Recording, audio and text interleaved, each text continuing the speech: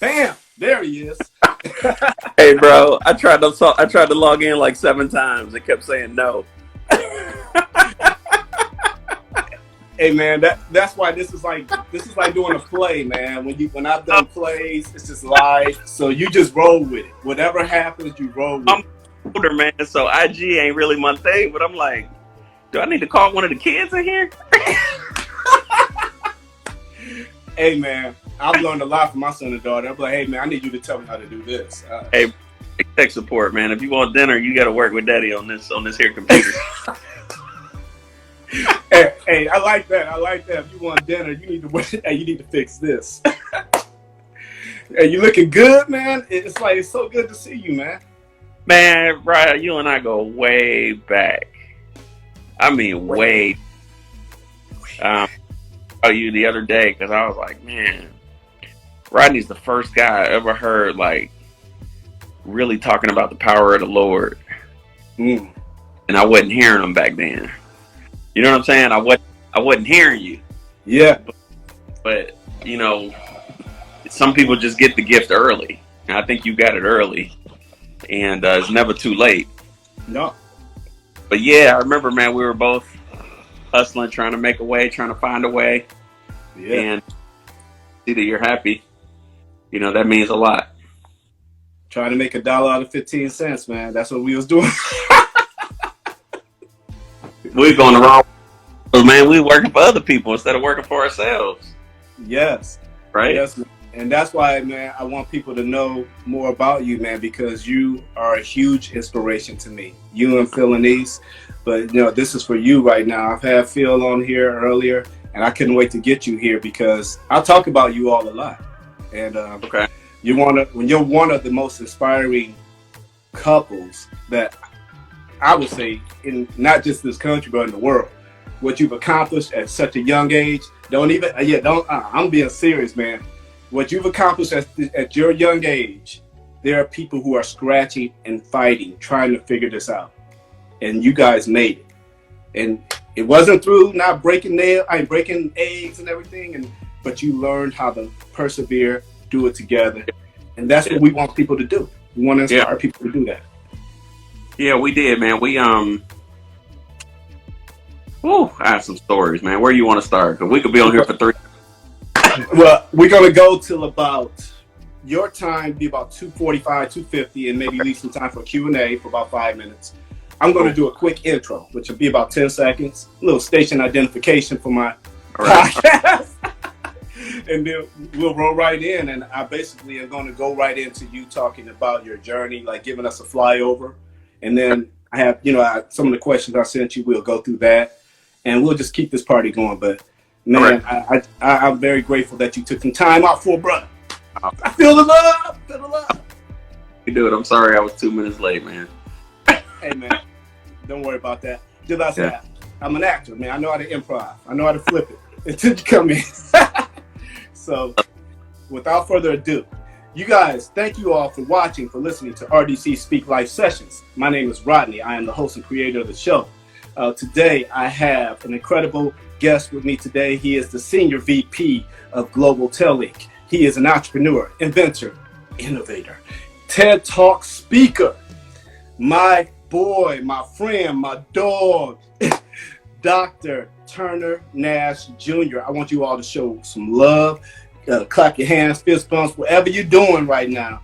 Show some love for my man, Dr. Turner Nash Jr. Thank you very much for joining the show. Appreciate it. So I have to just make a correction, man. I was the senior vice president at Global Tel Link, and then I was promoted to the executive vice president position of Global Tel Link, and then I retired. So you retired, right? I did. Yeah. So I'm not in the position. So he's retired as a baby, y'all. He's retired as a baby. Him and his wife both babies, and they retired. So this is why you all need to hear this. Yeah. Retirement has different definitions. My definition is, and you know this, man. Like I never.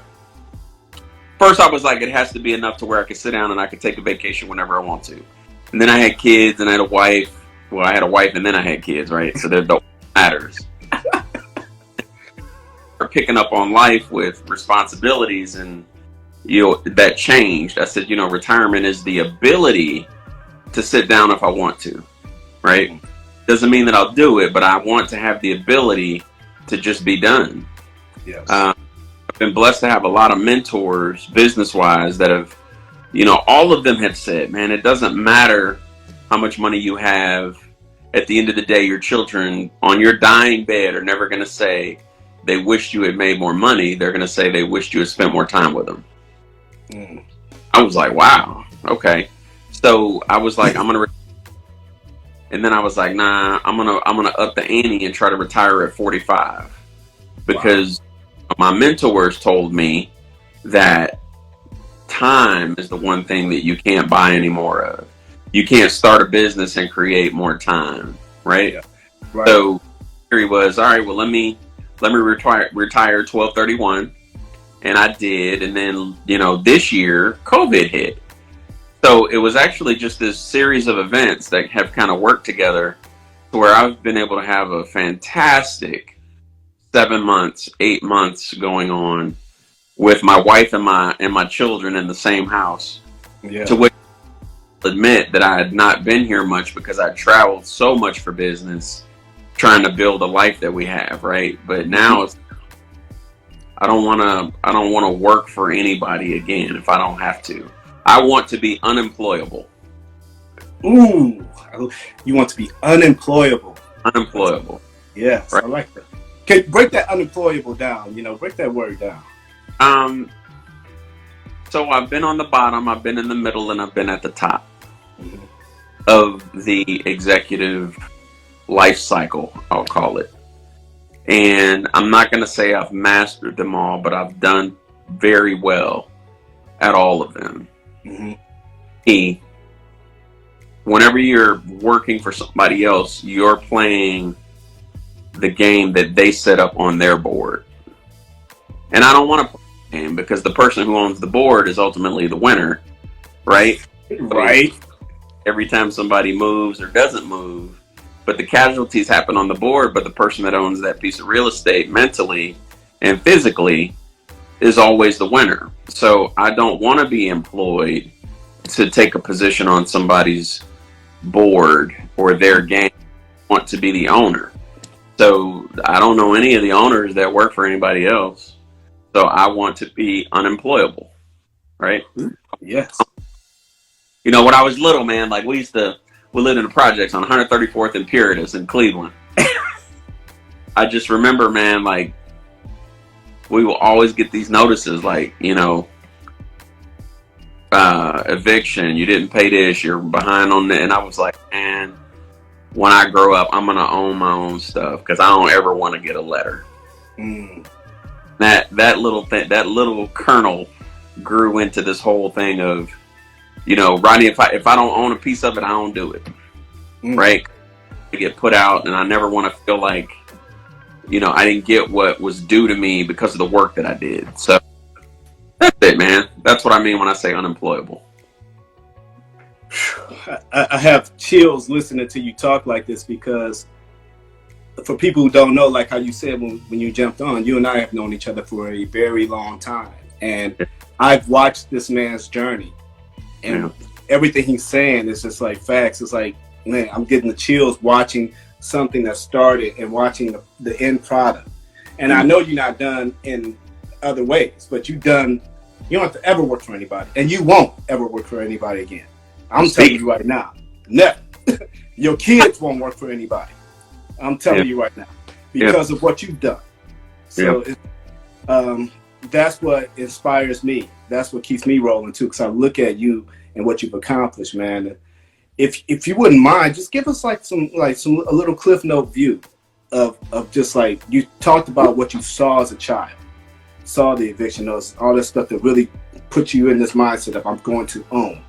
And you and I know when we started working, and like what hit your mind. I remember some of the words you told me, but I'm gonna let you say some of the stuff when we started working right after college. So I'm gonna name names here. Hey, let's go. I ain't worried. Bedford, Ohio, State Farm office in Bedford Heights. I just begun to work after college, and they put me in a cubicle. And why did they get offices? Like, why do I have to get this little? And there's a guy, man. His name was Tony Scarpitti. Yes. And he smoked cigarettes. This was back when you could smoke in the building, right? And he had retired, but he had to come back because he didn't have enough money. Mm-hmm. And I would hear him all day, like cursing on the other side of this cubicle wall. Yes. And I was like, I can't stay here. And that's the result of what will become of me dedicating my place. I already did the movie. Mm. Well, and I tried my first jump was to find a mentor because I'd always heard get a mentor. Yeah. And I up to a section manager by the name of John Pruzakowski. And I was like, man, you know, I got some go. I just graduated. I'm ready to do this. What can I do? And he was like, slow down. And I was like, why would I slow down? You know, and then I ended up, I was a really big fan back in the day when I was a kid of Lifestyles of the Rich and Famous because I could look out the window of people who were actually getting it, right? Yeah. And I want to do that. So Pruzakowski slowed me down. I was at home one day and I was reading through a Sunday paper with the classified sections for all of us older people who know what that is. And I had watched the movie Wall Street, I think it was. And I was like, man, I want to be a stockbroker. So I found an ad. I went downtown. I interviewed. Man, these cats had on nice suits. They were downtown in a high rise. They had Rolexes. I was like, oh, I'm here. This is what I'm going to do. So I went to Kowski, and I was like, man, look, I need a management type of trajectory here, or I'm going to have to roll. And he was like, well, there are no management trajectories here for you. I'm going to name it. There was a young dude. His name was Matt Shell. He was our age, but he was in the management track. And I was like, well, why does he get to be in the management track if I can't be in the management track? And somebody was like, he's connected. And I was like, well, what does that mean? Because I don't know what being connected is. And I think his uncle or somebody was a really, you know, had a big title. So they gave him a shot. So it was nepotism. Yeah. So it was, right? And I was like, man, I don't like it, you know, because I know I'm hungry, I'm motivated, and I'm smart, and I can do the same job. I said, Pruzakowski, I'm going to leave. I'm going to give you a week. It's not an ultimatum, but I have things that I want to do with my life. And he was like, I'll get back with you. And he never called me, right? So 7 days later, I was like, I'm out. And they were like, well, why would you leave here? This is the best thing ever. And it just reminded me of Roots, right? Why would you leave the planet? The best thing ever. And I was like, nah, man. So if you got a chance, there's this book. It's called The Giants.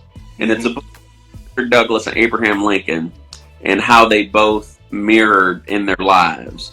And there's a that talks about how on Fridays, the slave masters would give free alcohol and liquor to all of the slaves. And they would keep them drunk all weekend so that none of them about running away. Wow. Right? So in time, they would keep them drunk and let them dance and praise, but it was just to keep them occupied so they wouldn't think about what the next move was. And I was younger, so I always thought, if anybody says, why would you want to leave here? It's great. But I'm not at the top of the mountain. And that means, again, it's not my board that I'm playing this game on. Correct. To your question, man, that's the first job I had. Then I moved on, tried to be a stockbroker, moved on from there, where I realized that too was a game. So all of these are little hustles, man, that people get into. And you're like, man, so I've been an entrepreneur for 5 years, working 7 days a week up until last when I retired.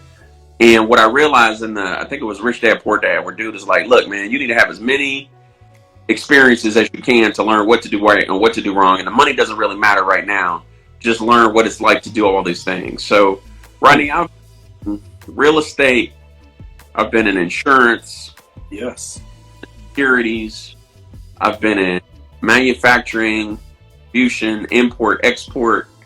Man, I've done a lot, and all of these have been businesses that I began to see where if I don't own the purse strings and the opportunities, I get paid last. Correct. I want to control the board so that I can get paid first and I can get paid often.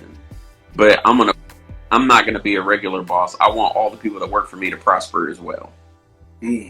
So, after the stockbroker thing didn't work out, then I went into real estate. I started out buying and selling houses. Somebody put me on with some game. I was at Third Federal one day making a deposit, and this old black dude was like, "What are you gonna do with that money?" I was like, "Man, I don't know." He said, "Let me talk to you. Come here." I said, "Okay."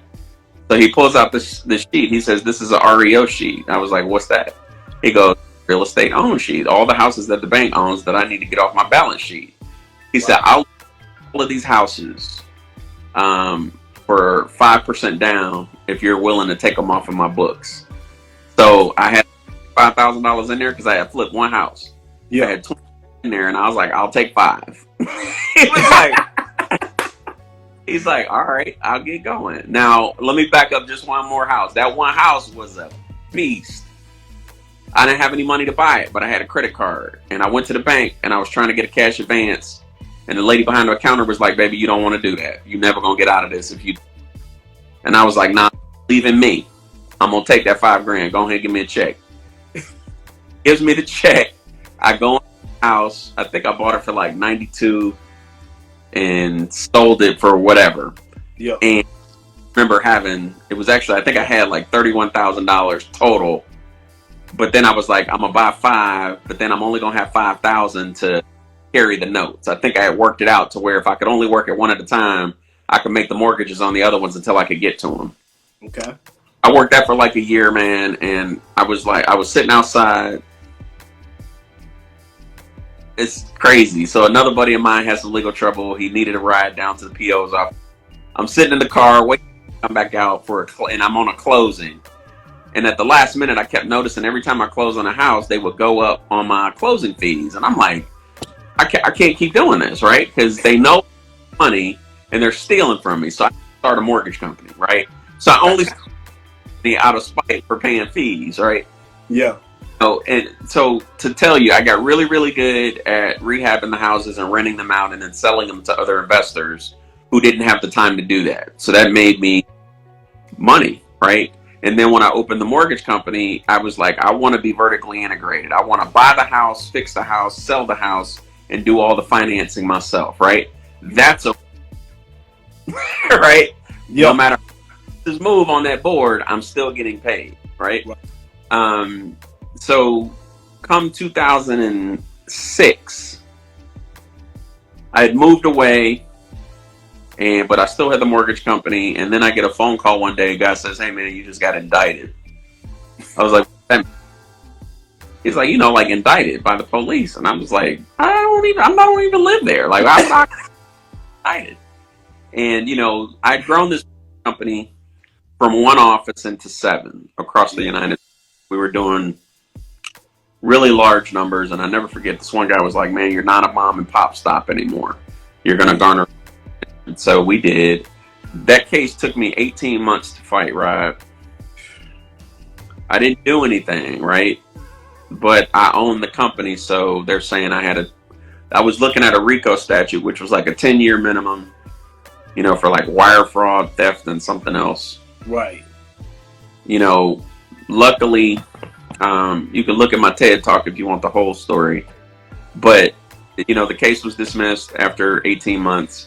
But what I learned during that 18 months, I was going through my dissertation as well. So I've got my doctorate in educational administration and supervision from Tennessee State. And I focused on communities of color and how the disparate treatment as it relates to education leads to longer incarceration. And once we're incarcerated, factors that impact us as to why we don't seek greater education behind the wall. Right. So what I found, poor previous school experience, lack of family support, people didn't really think a GED would help them when they get out. And then a fourth one was they didn't have consistent access to learning environments. with the lockdowns and the lockups and the different segregations and all of that. So now I was like, man, I think I could come up with an issue with a solution for that. So then I went to go talk to a guy, and I was like, look, man, 2011 this was. I was like, y'all should have tablets behind the wall. And he laughed. He was like, man, ain't no way in the hell we about to have a tablet behind the wall. And I was like, man, it's coming. You should do it. Go talk to this other guy. He may want to do it. So I went to talk to this other guy. I will not name his name, but correctional executive here in Nashville. So look up prison companies in Nashville and you'll see where he worked. And I said, man, idea, you know, I want to put these tablets behind the wall. He said, man, I don't want people to get out. You know, the longer they stay here, the more money I make. Oh. And I was like, dang, like he bust me with that. I wasn't expecting to hear that. So I said, now I know I have to do it. Right. And I share that to say, when I was behind the wall, right, you know me, man, I don't cause no trouble. No. I'm honest. You know what I mean? I'm a, and it might make somebody feel some kind of way because I don't sleep, but I don't cheat because I don't have to. Right. And when I went in for arraignment that day and they put me in that cell, it was like a little light bulb, man. It was dark in that joint, and underneath it was like Jesus saves, and I was like, what? What? Now we already heard it before that, right? So it wasn't like a thing, but I was like, man, okay, this is a sign that I'm supposed to be here to see this, but it's not for me. So I in it, but not of it, right? And I had another buddy of mine, the one that I had taken to go to that PO appointment when I started the mortgage company because I got mad. He was like, man, when you arraignment, you're gonna hear some stupid stuff. Just don't pay attention to it. Keep moving. Get checked out before you have to check in. And I was like, check in? He was like, yeah, like a hotel. You ain't out by 3 checking in for the night. I was like, so I get down there, he talk on the phone, and I was like, man, these cats don't have any education. Not the ones I was locked up with that day. So as it was spoken to me, you know, by the Lord, was you need to create a system that educates inmates while they're locked up. Now, let me go back forward to these meetings that I was having. They didn't want to do it. Smart people don't come to prison. It was going to mess up somebody's P&L. So I was able to, you know, I told my wife, I said, man, I got to go to China to make a correctional grade tablet. She's like, you don't know anybody in China. I was like, I know, but that's the mission. That's what I was given, right? So went to China. This is how the Lord works, man. I'm in this doggone 3,000 booth facility at a trade show for like a week. I can't find what I'm looking for. As I'm walking out the door, dog, this guy named John Zhao reaches over to me because he had a booth by the door. He said, you looking for a tablet, aren't you? I was like, yes. I was like, woo! Right, I got now just talking about it. Because I'm telling you, he was the last booth on the last day. Wow. Over the booth and for a tablet, aren't you? And I was like, yeah. So ended up having the tablet made, brought it back. I mean, this is all hard work because I don't have a lot. Like, I'm funding this out of my pocket, right? I don't have any money. As a matter of fact, in 2010, I don't have any money. The market crashed, all my real estate crashed, like everything's gone except for me working through my dissertation. Build this tablet. So I borrowed some money, you know, to go to China. I borrowed some money to make the tablet. But I knew if I just had it and I could show people, they would buy it. Yeah. It's conceptually, you could think about it, but if you see it, you'd be like, oh, yeah, I'll take 10 of those, right? So I'm struggling from 2010 to 2012, bro. I'm on my knees praying. I'm struggling. I'm getting shot down. Nobody will help me. Finally, I get a pilot because I knew a guy that knew a guy that knew a county sheriff. And I was like, this is what I do. This is what I'm going to do. He was like, well, I'll let you do it, but I ain't got no money. So we went in, we ran a pilot. It was horrible.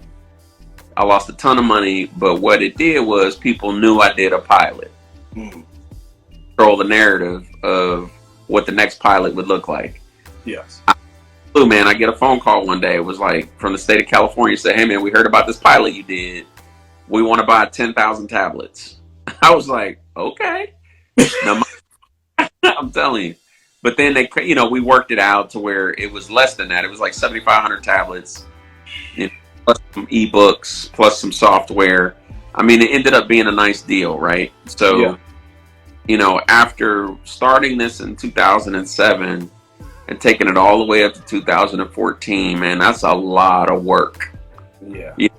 I know that for most entrepreneurs, you keep your head down and you always think it's going to pop next week. It's going to pop it's going to pop next quarter. And Yeah. all together, bro. And it's like 10 years. You know what I mean? Like you don't even, but along the way, I had built other businesses, right? So now I have what I call an economic engine Yeah. where I don't focus on one. As long as I live below my means, right? I'm not out here wilding out. I can take extra money that I have and invest it into my dreams. Yes. Here we are in 2020. I sold that business in 2017, went on to be an executive with Global Link, rolled off of that, and Phil and Eason, I hate to say it like this because it seems nonchalant. We have, I always say it's more than 5 businesses, but I have to look at the list of them to be able to count them to tell you how many there are. So we believe ownership, and we don't run them all day to day. We may be investors, we may be on the board of directors, we may fill in the gaps to help young entrepreneurs. I mean, but yeah, man, that's the goal right now. Like I'm trying to create, and I've gotten to the place where whenever we talk about what we want to do for Black people, it seems to be bad, right? Like you never look down when somebody says, I want to create 10 Jewish millionaires. You'd be like, oh, okay. Somebody Chinese says, I want to create 10 millionaire Chinese folks. You'd be like, okay. Well, my goal is to create, at least 5 Black millionaires every year. All right. That's personal. So I'm in my beta year. So I'm not quite. I'm in my beta year, but that's my goal, man. Like I think I have a system that I've worked out over these last 25 years where, and this is no offense to anyone, you're not going to get it doing hair. You're not going to get it selling insurance. You're not going to get it playing somebody else's board. You need to create something new, a widget, turn it into a product, monetize it. Like the idea is just the kernel. You got to grow it into something that you can sell. And found is technology, education, engineering, and finance are probably the best ways for you to do that within one lifetime. There's an article out a couple years ago says the average Black family is like 228 years behind the average white family as it comes to wealth. And that's because they didn't have the benefit of the stock market or real estate until 1990, 1995. Like I'm saying, not even during the civil rights era did we have full access because they were still redlining. You know what I mean? There was if you go back and you look at the GI Bill, that shit wasn't really meant for us, right? Like they were telling us that there were no benefits available, but they were building heights for all the right? Like man, and when you spit the history, you sound like a grumpy old Black man, but it's the history. Like I don't feel it one way or the other. I just know what it is. And in order for that not to happen to me and my family, I have to have a countermeasure, which is building more people that can build a support group around the effort and the mission, which is general. So that's how I got to where I am now, man. There are a lot of little stories in between there, but I've started, man. I've probably only been successful at 10% of them. You gotta be out here. It's a contact sport. Woo. Man, I got a lot of chills listening to your whole story. I'm kind of like, dang, what do I say to all this? Because what you have said has kind of blown me away, because I didn't know some of these things that you were sharing with me. And it is pretty powerful, though, that you have this commitment to create 5 Black millionaires per year, which I think is going to grow from that 5 to 10. You are very successful at everything you've done. Even if you had to stop and do something else, the success came from the lesson that you learned. So I'm a firm believer there are no failures. Yeah. They're only lessons. 300. And that's what's created you. And you can't be scared, man. Folks are scared to jump out here, but man, you're gonna take a L. Just get it over with. You Go gonna get 10 checked and get up. you know, it's like that Rocky clip, man, where he was like, you gonna get knocked down, man, but the salt of a man, like, you measure on how many times you can get back up, right? That's just what it is, man. I've been lied to, stolen from, man. I've taken all kind of L's, but I'm like, okay, that's not gonna happen again. Right? Word, yeah. You got me once, man, with this cat where we were gonna start this thing, and we went down, and I invested some money. I never heard from him again. That was like 40 grand. Did I want to put hands on him? I'm like, hell yeah. But about 10 years later, I came across a very similar deal for about 2.3 million that sounded just like that $40,000 deal, and I didn't do it. And guess what? That guy wasn't serious. It would have been the same deal. So that 40 grand to me was tuition on 0.3 million, right? Yeah. Like, it's a context for it, bro. Man, have you decided that you're gonna write a book to help drop this even more on us? Because we really need to know. Yeah, I'm a horrible communicator, man. Like, I can answer questions, but just to pontificate, I probably couldn't do it. Now, I do have a series of notes that I leave for my children, right? Yes. Posthumously, many decades from now, they'll be like, oh, that's what he was going through. Okay, that's what he was talking about. Like, yeah. I'll tell what happened, and then I'll give a lesson of what I learned from that experience. So I do keep that. Memoirs. No question. How do your boys, like, when they're like, Dad, all my other friends, their parents getting up, running and working, doing other stuff, but you and Mom are always here. Did they ever ask, why is it different looking at other families, and why are we different? Did they ever ask that? If you talk to my children about what they want to be when they grow up, I will bet the house that none of them, I don't even have to be in the room, I would bet the house that none of them will say anything about going to get a job. Yes. Everything in my household is about owning a business, being an impact in your community. Rod, it ain't no fun being broke, man. I've been broke before a couple of times, right? Yeah. It's a lot more fun having some dough, right? But what I've also found, having an economic engine, yeah, I'm just going to say it. Having an economic engine allows you to play in the political realm, to people in the way and move people out of the way as a form of strategy to help your businesses grow. And when I say political, I don't mean like mayors and council people. I mean everybody every day around you is politicking, right? True. And you have money or access to capital, I'll say. Access to capital allows you to operate in such a way that when you boil shit all the way down to its element, most people are trying to better their lives by creating more revenue opportunities for their family. So math is the common you always hear people say, right? In business, money is the common language. Now, you can make money, do well for people and all of that, but you have to be able to create revenue to create change, is what I've found. So the whole more money, more problems. He's like, I don't know nothing about that one. More money, different problems. Okay, different problems. Okay. So I'll share this with you. I was talking to my wife about this morning. Okay. So I had a talk one time with this guy. He's the money manager of a friend of mine. So I'm like, a money manager? Dang, like, so I have some friends that stunt. You know what I mean? Like, they just have it like that. So they ain't really stunting. They just telling the truth. Yeah. So you can be traumatized by money as easy to be traumatized by being broke. He said, why do you think when people lose all their money, they jump out the window? He said, because they're traumatized. He says, why do you think people who are poor, who then come into money, look at all these NBA players, right? You want to buy, pain, but it's because you're traumatized. Hmm. He goes, so many of them end up back being broke because at the end of the day, no matter what you think, you're always trying to make it back to the place where you feel most comfortable. Hmm.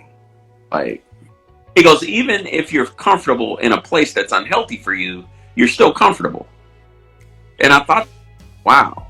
So what I found throughout my travels is that rich people have problems too, but they're just different, right? Mm-hmm. You know, broke people have problems, but those are kind of different. I mean, we all at the end of the day want the same thing, which is quality schools for our children, safety in our neighborhoods, healthcare, and peace. Pretty much. Right? That's it. Like how older you are, like you can't those four, right? Right. So when you say more money, more problems, I'll say more money, different problems. Different problems. Different. Wow. Man. Whew. Okay. Man, I'm trying to marinate. I'm trying to do my interview while I'm soaking in the juices. You share one of the biggest lessons that you've learned during your journey with with the $40,000 investment that was tuition paid. Yeah. Who would you say has been your biggest influence? You know, what person would you say? You know, and if you say Phil Anise, I understand, because you know you're married, you want to make sure you get some points, because afterwards y'all might want to hang out a little bit. I gotta get you laughing. I gotta make you laugh. My dad's not in the picture. So Rodney, I don't know if there's one person, but I'll share with you the process that I followed. Okay. Like, I read a lot. I still read a lot. But back then, I would read the paper and I would come across a man, and I could say that now because I don't think I ever did this with any. I did it with one woman, but mostly men. I'd be like, so I read an article and then I call that person's office because it always mentions, it would be like Crane's Business, or I'd read the business section in the Plain Dealer. Yeah. My calls, right? I'd be like, I'm a high school, more about what you're doing. And then when I went to college, I did it. And at college, I still did it. And every time I would read about something that some person had as a skill set, I would meet with that person. They would become my mentor for whatever period of time until I had attained that skill or that knowledge. And I would tell them up front, this is what I'm looking for. And then I would move on. So, man, I probably have 200 people that have what I know and how I act and how I react, because I didn't have that force at home that could give me the one-on-one. So I was forced to, right? Yeah. I mean, God bless some of them because they're not around these days, man. But, you know, just being back in Cleveland, man, you talking about, like, you know, everybody got them, man, from high school. You know what I'm saying? Yeah. You know, all your day ones, man, that, you know, may they rest in peace, that taught you a lot about what not to do. You know, and then you can't, but I'm going to say this, man, there's no one person, maybe 200 folks. You know, I will give this one to my wife, though. All right. There was a point where I was not on the right side of the law. Okay. In my youth. And one day, like, she might refute this, but I'm going to just say how I interpreted it. I was doing something stupid, and she looked at me, and she was like, why are you doing that? Like, you're so better than that. You could do so much. And she called me out, and I was like, she's right. Why am I doing this? I could be doing so much better. You know, and I talked to my wife about this today, as in current time. And I explained to her that when you grow up in a unhealthy environment, that is what you learn, right? So you think you learn. And then when you run into somebody that grew up in a different environment, they're thinking that that's the norm. True. Right? So when I grew up selling dope and robbing folks and stealing and taking shit to up, like, that's what we did on 79th and Huff. Hey. You thought that was the norm. Right. But you can do that in University Heights. You know? No. So the culture clash formed me into the person saying, I'm smart, I'm capable, I'm still going to have the same work ethic, but I'm going to try it this other way. He was right. So that girlfriend turned into my wife. Hey, I tell everybody, man, you always have to be smart about how you marry, man. You want that person to be with you. It is so critical to your success, to your children's success, to your grandchildren's success, who you marry. Bro, wife, I said, listen, my brain will figure out anything. I need you to be my conscience. Because I can figure it out doesn't always mean that I should do it. Yeah. Like when you're a critical thinker, which I think more logically than I do emotionally, so I can solve almost any riddle. Yeah. I need her to say, don't tell people that answer. I like that. I hope it's coming out like I mean it to, but it's coming out right. There are many things that I can do, but should I do them is the question, because I know that I can. Like, the challenge in me is putting the puzzle together. Yeah. But puzzles, Rod, aren't meant to be put together. That's true. That's true. Man, oh my goodness. What you were just saying just made me think about the fact that when the student is ready, the teacher appears. So you've had 200 plus teachers in your life. I wanted to ask you a question because this kind of just came up. Dang, I can't believe the time has gone so quick. I was like, I need about another hour for you. Reparations. If we can just touch on this for about 1 or 2 minutes. There's a big, there's a huge, movement right now towards with the ADOS and even politicians talking about they're going to have a search study, whatever, about reparations. Everything you said, you're living the dream that many of us want to live. What is your take on reparations? And how it's, if they do decide to do it, how it should be disseminated. Man, this is a great conversation that I've been having with my kids. And I first asked them to define reparations. If you're just giving everybody a check, no. If you're talking about seriously investing into our educational system and our economic base to where we can build businesses and have the resources that all these other folks have when they come in this country, I'm for supporting that. I will say this, and some take it the wrong way. Man, I am my reparations. Like, I'm trying to kill the game. If there's an opportunity that I have, and I can bring some people along, and basically have set asides, right? Where if I have a partner that's smart, or one that's fast, or one that has potential, like, I'm trying to bring in and build reparations that way, because ultimately, man, this country was not built for us. No. This is founded as a business, right? Like a cotton plantation. And in order to be on footing, it goes back to our first back and forth, meaning you got to have your own money to make a change, right? So do reparations. I love what North Carolina, South Carolina, somebody just did this week, where it was just what I said, right? Yeah. If the investment in the education system and the healthcare system and building Black businesses, that's what we want. Yes. But if you're going to slow walk that, there are a ton of people like me on a network of successful business people who will help and volunteer time to coach other people, and I think we need to be doing more of that. So, long answer, Ryan. I hope that we can figure out how to find it to where it is agreeable across all of Black America, which I know is a utopia idea. Yeah. But in order to define reparations and then put some effort and energy behind it. Man, I love your answer, Turner, because I'm a firm believer that you can't just, airdrop money, because you and I both know how that will be used. I don't have to elaborate anymore on that. You know what would happen with that. We don't want that. We want solutions that are going to allow to create wealth. Yeah. We want to close that gap.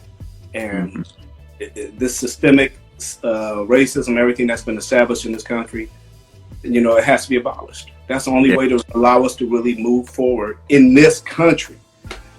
So that's just keeping it real. I have a quick fun question for you, because I know we're running short on time, and I was like, for those of you guys who've been watching and listening, Dr. Turner Nashe Jr. has been dropping so many gems this last 45 minutes. It has blessed me, and I'll be listening to this and watching this again, taking notes like I'm in school. So I highly advise you to really listen to this man. He has accomplished a great deal. Just Google him. He didn't have to say that. I'll tell you, Google Dr. Turner Nashe. So you ain't got to say that. I took care of it for you, But watch his TED Talk. It's streaming. You can just pull it up. It's amazing, his story, his journey. And I'm grateful, and I feel blessed to be a part of the journey. I was a small part, but just watching and just, you watch somebody talk about what they go do, and then when you see them actually do it, it blows you away. So I had to say that. I had to get that out. It was all bubbling up in me. But since you are an entrepreneur, you know how to run businesses, you know how to take care of people. If you were to build an amusement park in this social distancing era that we live in, and I put era in the question, I spelled it the wrong way. What would you call it, and what would be the biggest attraction there? Man, this should be when you ask that question. Call it Coding Galaxy. Coding Galaxy. And it would be where you could bring your family and learn how to develop code that moves things around in the park, almost like Bill's roller coasters. This one would help you to figure out how to integrate the code that you learn to write into opportunities for your family. You say amusement park, man, we're going to miss out on this if we're not careful. Yeah. Name's Joshua Monday. He might be on here. Yeah, he's there. He started a school called Pivot Tech. You guys should, Rod, you should do one of these with him. Okay. He's got a very man, and he'll tell you what it is, so I won't spoil it. We talk a lot about how our community is going to miss what we call the fourth industrial revolution, right? The fourth industrial revolution is technology. Machines are here. They're not going anywhere. I was watching Terminator the other day. Like, that shit's coming still. For real. Yeah, it's coming. Skynet is for real. Right? If we don't get into here and start learning how to code and develop and create new things and new ideas, we're going to get left behind and continue to be consumers. So if it was an amusement park, I would have rides where you can code and develop robots to act a certain way. You can code and develop software to act a certain way. Like, I know that sounds probably nerdy and not very exciting, but we're going to have to stop with all of this amusement shit and turn it into how we can build a community that can sustain itself. Well, I'm going to tell you, it definitely don't sound nerdy, because anybody thinking that, they're a fool. Coming from a man who's retired at 45, I would say they need to listen. I would say they need to listen. That would be, so it's basically fun with the future. Yeah, exactly. Like, fun, have some fun, but plan for you're learning about how to prepare for this future by doing this. Man, it's so critical that we do this, man.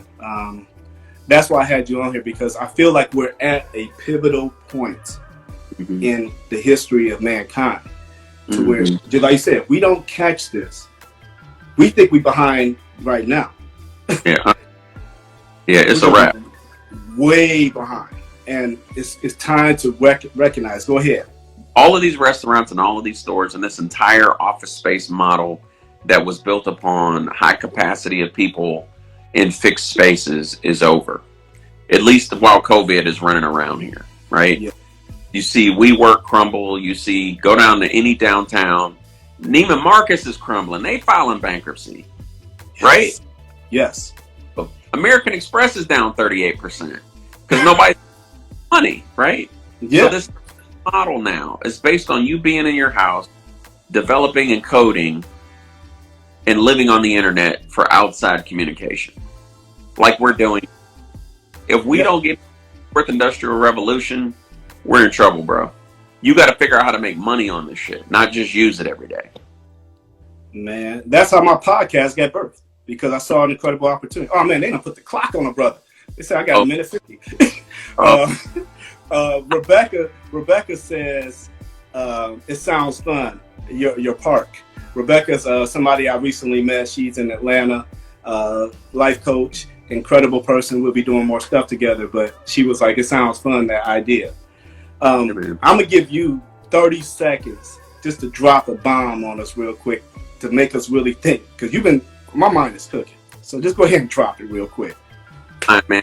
His name is Joe Galante. He was the president of Sony Nashville. And I asked him one day, I said, Joe, what happens to people, man, when they have a really big hit and they fall off? He said, it's because they did that shit by themselves. He said, you need a crew, and you need people, and you need a team to help you be successful. And whenever you see a lone person that claims all of the credit, stay away from them. That's the jewel. Everything I do now, I build a team. Well, it's funny that you said that, because the lady who just jumped in, Natalie, we were just talking this week. She's an amazing, amazing leader in Atlanta. And she was just telling me this week about building my team. Hey, look, that signed the Dave Matthews Band and the Wu-Tang Clan. So totally opposite ends of the spectrum. He knows what he's talking about. We got 10 seconds and then I got to close out. So go ahead. All right, bro. I think he froze for a second. The clock is still ticking. Okay, you still there? I said I love you. I'll talk to you later. Hey, I'm gonna call you as soon as I upload this. So stay by your phone. I'm gonna call you for about 5 more minutes. All right, everybody, thank you for watching and listening to RDC Speak Life Sessions. You have just heard an amazing story from Dr. Turner Nashe Jr. Make sure you watch this again. Remember to love God, love yourself, love people. We out, baby.